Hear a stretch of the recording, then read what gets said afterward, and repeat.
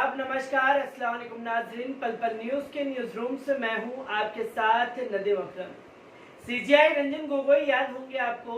जी हां, वही सीजीआई रंजन गोगोई जिन्होंने एक ऐतिहासिक फैसला सुनाया था। राम मंदिर, बाबरी मस्जिद, जो विवाद 450 सालों से चला आ रहा था, उसे सुलझाने का काम किया था, उसे सुलझाया था या सौदा किया था। इसकी तस्वीरें अब धीरे धीरे लोगों के सामने आने लगी है।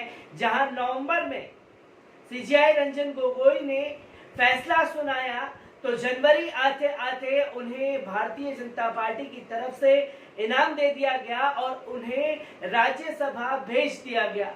तो अब बड़े पद से नवाजने की तैयारी सीजीआई रंजन गोगोई को भारतीय जनता पार्टी कर रही है और एक मुख्यमंत्री के तौर पर पेश करने वाली है असम की तरफ से।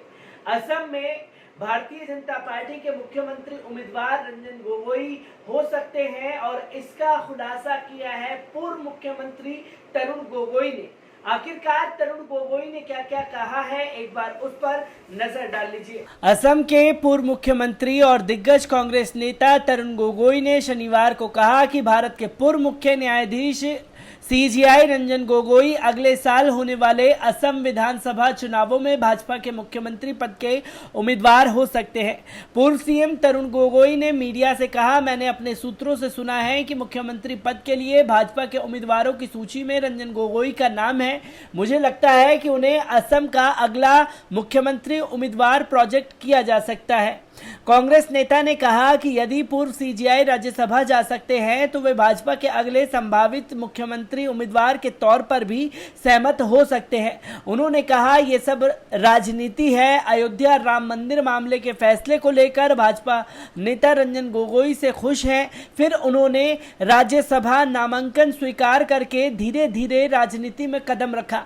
कांग्रेस नेता ने पूछा कि उन्होंने राज्यसभा की सदस्यता स्वीकार करने से मना क्यों नहीं किया। गोगोई ने आगे कहा कि वे आसानी से मानवाधिकार आयोग या अन्य अधिकार संगठनों के अध्यक्ष बन सकते थे। उनकी राजनीतिक महत्वाकांक्षा है और इसलिए उन्होंने नामांकन स्वीकार किया।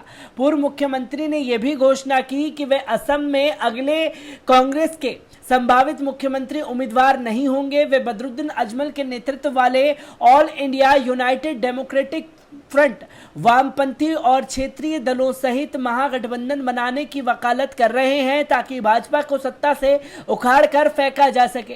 गोगोई ने कहा, मैं राज्य का मुख्यमंत्री नहीं बनने वाला हूं, मैं मार्गदर्शक बनना चाहता हूं या सलाहकार के रूप में कार्य करना चाहता हूं। कांग्रेस में कई योग्य उम्मीदवार हैं जो कार्यभार संभाल सकते हैं। उन्होंने कहा कि संभावित गठबंधन से किसी आम उम्मीदवार को मुख्यमंत्री पद के उम्मीदवार के रूप में पेश किया जाना चाहिए। हालांकि कांग्रेस के कई नेता ज्यादातर ऊपरी असम बेल्ट से एआईयूडीएफ के साथ गठबंधन में जाने की पार्टी के कदम का विरोध कर रहे हैं और पार्टी के वरिष्ठ नेताओं के सामने अपनी नाराजगी व्यक्त कर चुके हैं। उनका कहना है कि एआईयूडीएफ के साथ हाथ मिलाने से ऊपरी असम क्षेत्र के कांग्रेस के वोट शेयर पर प्रतिकूल प्रभाव पड़ेगा, जहां चाय बगान समुदाय और देशी जनजाति के पास अधिकतम वोट है।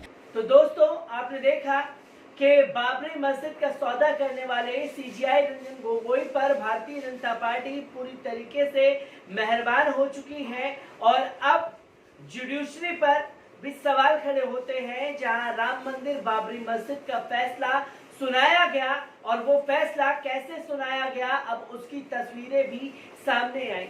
जहां राज्यसभा टिकट दे करके डायरेक्ट राज्यसभा भेज दिया गया, तो वहीं अब असम के मुख्यमंत्री के तौर पर पेश करने वाली है सीजीआई रंजन गोगोई को।